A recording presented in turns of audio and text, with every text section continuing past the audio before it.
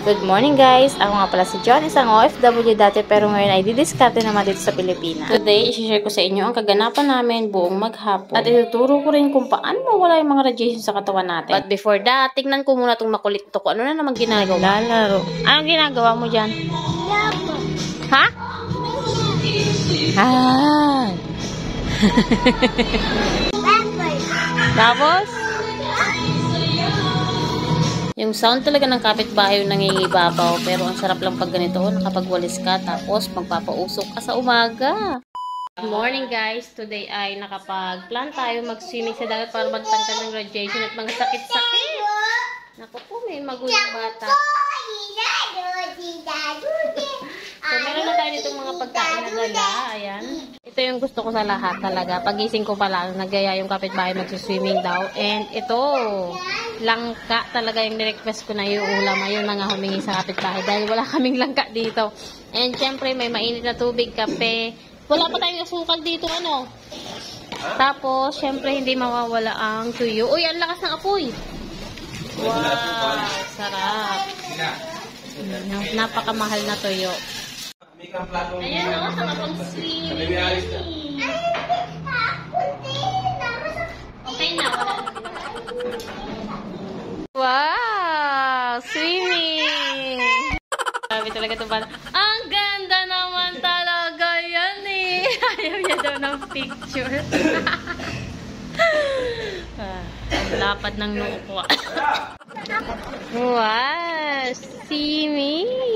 Ito nga palang sinasakyan namin ay tricycle ng kapatid kong nasa Oman and nandito yung bayaw ko, siya yung magdadrive. Ang plano talaga namin ni Papa Alden ay kami lang pamilya, magmumotor lang sana kasi nga sobrang grabing mga ubo-ubo nila, mga sipon-sipon. So sabi ko tara magdagat tayo, linggo naman today. Tapos biglang nag-imig naman itong si bayaw na magdadagat nga daw, sarap daw mag-swimming kasi nga sobrang init talaga today. So ayun na nga, sabi ko sama-sama na lang tayo. Bali na sa 30 to 45 minutes lang naman ay nandun ka na sa dagat. Pero yung pupuntahan namin ngayon ay mas lagpas pa doon bago daw yun na-discover pa lang. At sa di nga inaisahang pagkakataon ay nasiraan pa kami dito sa may paakyat kasi nga pala dito ay hindi pala sementado. Ito yung lubak-lubak pala na daan. So inayos muna ng bayaw ko yung kanyang tricycle. Sobrang init pa naman dahil katanghalian talaga itong tapat ay hindi pa kami nananghalian. Doon pa nga sa taas na yon mga 45 minutes kong lalakarin. Nakita nyo naman tong daan na to talagang paakyat. Naku po, nilakad na nga namin. Bumaba kami ng tricycle kasi sobrang paakyat yung daan dito para makarating tayo dun sa resort na tinatawag na mainit dito sa Pasakaw. Grabe!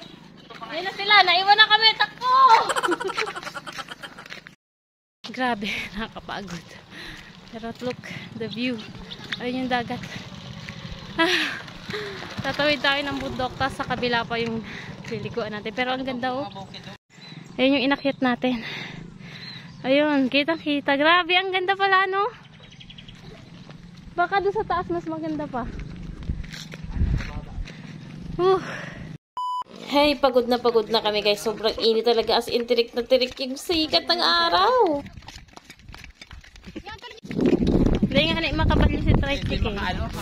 At ayun na nga, katirik-tirika ng araw ay grabe yung paglalakad namin dito. Siguro 30 minutes din, mahigit, dahil nga babagal kaming maglakad. Meron din naman palang mga dumadayo dito, nakita nyo yun, naka-honor sila. Meron din naman kasing sasakyan pala pwede. Mali lang yung dinaanan namin guys. Meron kasing dalawang way papunta dito. Yung dinaanan namin, yung isa, naputol na yung tulay. So nilakad na lang namin kasi hindi pwedeng daan yung tricycle. So, iniwanan namin yung tricycle doon sa kabilang side. Tapos, nilakad namin. May tulay naman siya para sa mga tao tsaka nagmumotor. So, yung motor natin nakadaan naman. Pero yung tricycle, ayun na nga, naiwan doon sa kabilang side dahil nga, grabe. Putol talaga. Hindi ko na pala na-videohan yung putol na tulay. Tapos, ito namang mga sasakyan. Meron naman palang iba pang way, guys. Hindi lang namin kasi alam. So, ayun, nang nangyari, lakad tayo. Pagdating dito, wala nang sinayang na oras. Ayan na nga, nagliguan na yung mga people. Ano nga lang dito, guys, medyo malalaki yung mga bato. Unlike doon sa pinapaliguan natin before, doon sa kabilang side nito, sa kabilang side lang ito, guys, nung pinapaliguan namin. Na doon dapat kami, pero maiba-iba naman daw, pumunta kami dito. Ayan, bilog-bilog, malalaki yung kanyang mga bato-bato dito, guys. Ayan, nakikita nyo naman, hindi siya puro na buhangin. May mga bato, as in, pag pumunta ka dyan sa tubig, ang sakit sa paa kasi puro bato talaga. Pero, maganda dito kasi nga, wala pa masyadong taong naliligo. So, hindi siya crowded. Kayo-kayo lang talaga, meron kayong time. Yung una na inalagaan ko nung nandito ako sa Pilipinas ngayon, ako po napakadugyot na. Papalitan natin ito ng cover dahil grabe talaga ang dumi. Kwento ko lang sa inyo for awareness yung nangyari sa akin today. Bago kami matulog kagabi, ay talagang nagsisimula ng magpantal yung katawan ko. Hinayaan ko lang, hindi ko kinamot, nilagyan ko na ng mga kung ano-ano. Tapos nagising ako ng 11 o'clock para umihi. Nakita ko nga yung hita ko, buong puno na rin pala ng pantal, pati yung tiyan ko, yung mukha ko. Hinayaan ko na nga lang din yun hanggang magising ako ng alas 4 ng madaling araw. Dahil sobrang duming-dumi talaga ako nun, hindi ko kayang pigilan. So ang ginawa ko nung nagising ako, talagang diretso tayo ako at takbo ako sa CR. Nung isang tai ko pa lang, bigla na akong nagdilim ang paningin, tapos natumba na po ako sa CR. Pinipilit kong sumigaw pero hindi, walang lumalabas na boses sa mukha ko at hindi ko rin maigalaw yung mga kamay ko at paa ko. Minumulat ko, pilit kong minumulat yung mga mata ko pero wala akong makita, puro madilim lang. Tapos natumba na nga ako dun sa CR. Ang tagal ko sigurong nakahiga sa CR hanggang sa naglalabasan na yung dumi ko dun sa sahig. Nakahiga pa rin ako na pinagpapawisan ako ng malalamig talaga at putlang-putla na ako. Grabe, feeling ko mamamatay na ako no. Nagdadasal na ako no sa isip-isip ko, Lord, wag naman po. Lord, wag naman po. Ngayon na-realize ko, 'di ba, anemic ako. Sobrang baba ng dugo ko, guys. Nasa 90/50 lang. Kaya nagreseta sila sa akin ng iron. Tapos kumain daw ako ng mga talbos-talbos. Tapos na-realize ko din na yung pagbangon ko, yung biglang tayo ko na nakahiga ako, tapos tumakbo ako paspunta ng CR. Siguro hindi umakyat yung dugo sa utak ko.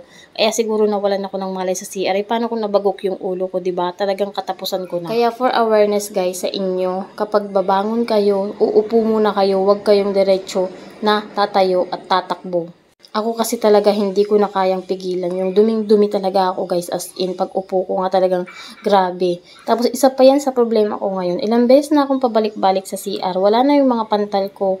Pero nalulula pa din ako dahil nga anemic tayo. Meron naman na akong gamot at mga kinakain na ako para maging okay yung dugo natin. Ang problema ko naman ngayon is yung tiyan ko. Siguro naninibago talaga yung katawan ko dito sa Piles guys. Yung sa tubig, yung sa klima, lahat, pati pag maliligo ka, wala ng heater, malamig yung tubig. Kung hindi ka pa magpapakulong ng tubig, hindi ka makakapag-warm bath. So ngayon, unti-unti, sana maging okay na yung pakiramdam natin. Okay naman na may gamot na tayo. So ayan lang, naikwento ko lang sa inyo. Sana nakapulutan nyo ng aral.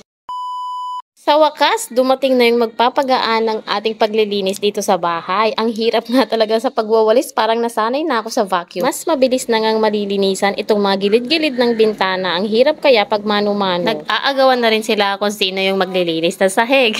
Wireless na nga din yung in-order namin katulad nung sa amo ko. So, bali, i-charge na lang natin yan kapag nalobat. So, nasa comment section kung saan ako nag-order.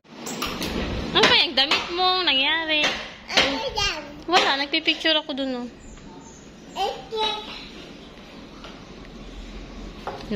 Nagkain siya ng chocolate tapos nakita niya ang daming sa sahig na tira, mga kalat, tapos binalis niya.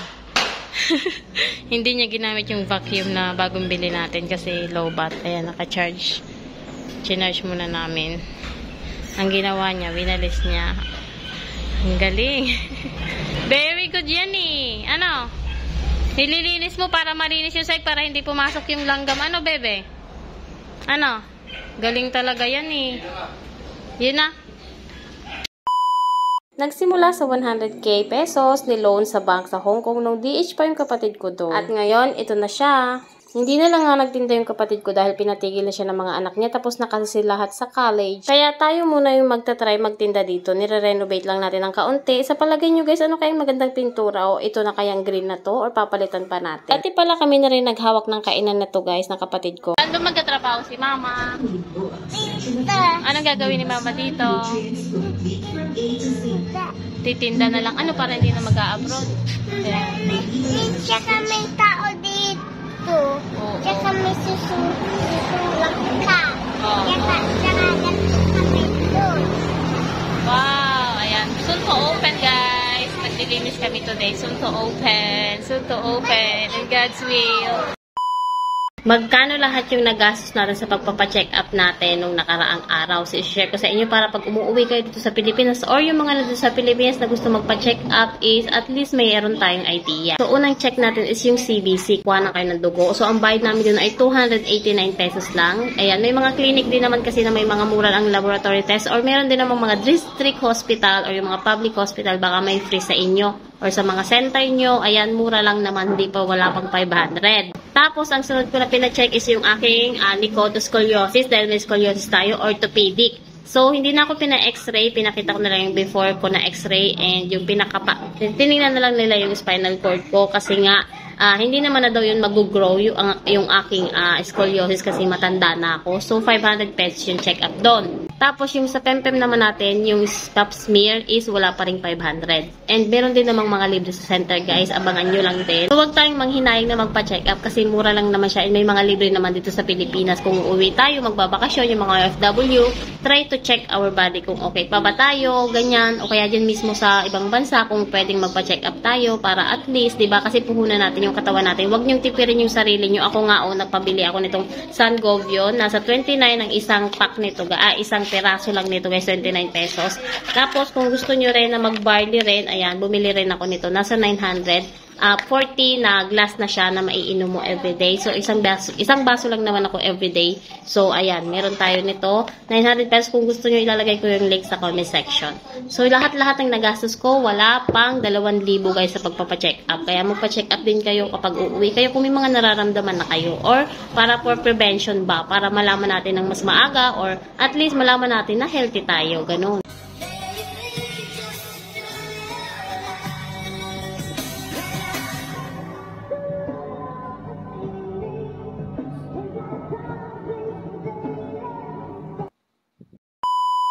Kanina ko pa hinahanap si Ella. Pumasok pala sa rep. Diyos ko po!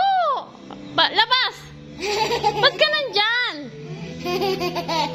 Labas! Lumabas! Hindi yan tambayan! Talagang pawis na kasi yan. Nagpapalamig sa rep. Magaling na bata. Ito yung dating babuyan namin, guys. Ayan.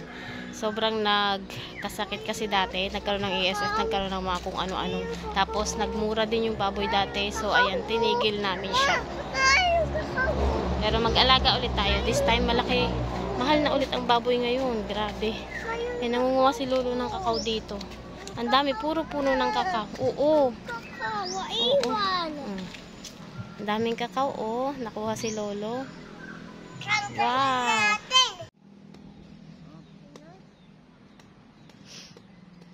Ayun na nga, nag-aya na tong isang bata. Marami kang nakuha si Lolo na isang balde din. Minsan nga daw nagsasako siya, isang sako daw yung nakukuha niya. Ngayon konti yung bunga kasi nag-uulan.